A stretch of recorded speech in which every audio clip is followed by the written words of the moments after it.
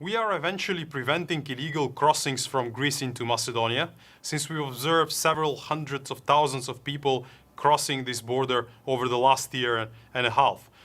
Right now, what we are trying to do is to implement European Council decisions, prevent illegal crossings, and have reception centers where we register migrants. So today, your country fired tear gas on many people. Many of them were children. Now, I'm just wondering whether that is what you went into politics for. I don't think that this is a fair judgment. What we have seen is some 400 young male people trying forcibly to enter Macedonian territory from Greece.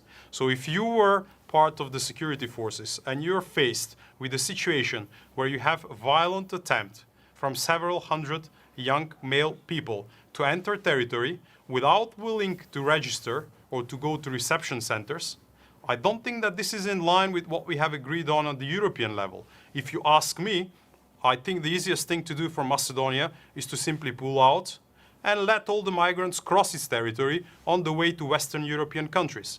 It is precisely what EU member states have been lobbying against. And essentially they have said that they want to have a comprehensive migration system and that you have to have eligible asylum seekers that would have to register, and then if they fulfill the conditions, they can continue their road to the European Union. Macedonia just happens to be a country that is not part of the European Union, but is located on the main migration road. Right. So just let me be clear, who is it that you blame for the predicament you're in? I don't think that blame is the right formulation, because every single country on this migration road has its own arguments. If you ask Turkey, Turkey will say that they have been home to 2.5 million migrants over a period of 4 or 5 years, and that no one has reacted until part of these migrants have chosen to take the road and end up in Western Europe. Greece is in a very delicate situation because it's at the external border of the Schengen zone, but on the other side it has to defend the sea line and a number of islands that are very difficult to control. Then Macedonia is the next border.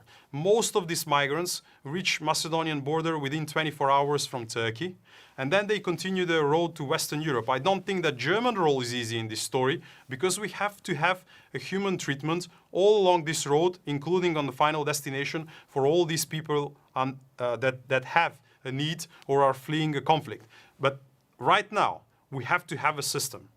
And the biggest problem is that this system doesn't seem to work. Right.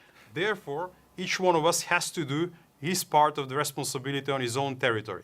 Right. So it's if you are asking for a suggestion, I would say that the best thing to do is to focus all our efforts on the EU external border, to work in partnership with Turkey and make sure that there is 100% registration of legitimate asylum seekers that are allowed to continue their road and transit through Macedonia, Serbia, Croatia, eventually arrive in Germany. You must be disappointed to see Europe falling into this system of individual countries building their own fences. The last thing we would like to do is to invest public money in fencing a border. This is a small section, and it is done with one single purpose: preventing illegal crossing. And if you ask British taxpayers, they will make the same argument, that essentially it's not something that is good, but we definitely need to prevent illegal migration if we want to act responsibly. We will be the first ones that will act in order to dismantle these fences all across Europe, because we want to join the European Union.